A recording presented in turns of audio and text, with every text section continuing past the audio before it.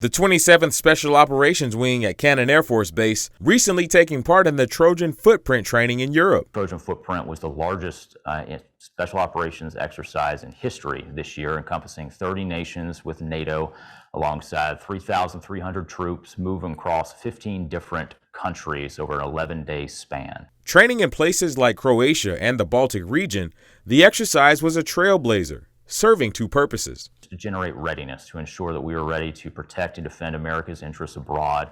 But secondly is to ensure that we integrate properly with our NATO allies, as we want to ensure we do this together. Lieutenant Colonel Dews says special ops missions are high stakes, high demand, and they don't get a second chance to do it right.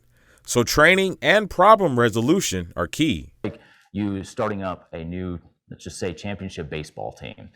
Where you put the people together, you've got the infrastructure ready to go, but you haven't practiced yet. And so that first practice probably isn't as smooth trying to turn double plays.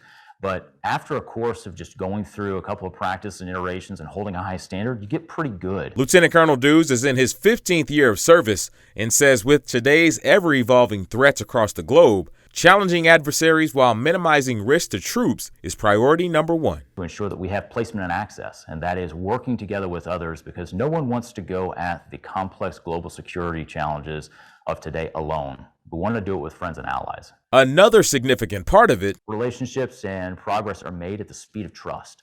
And so if we can build that trust now, it just means we are going to have greater effects in the future. In Amarillo, Rochelle Hamilton Jr., KAMR Local 4 News.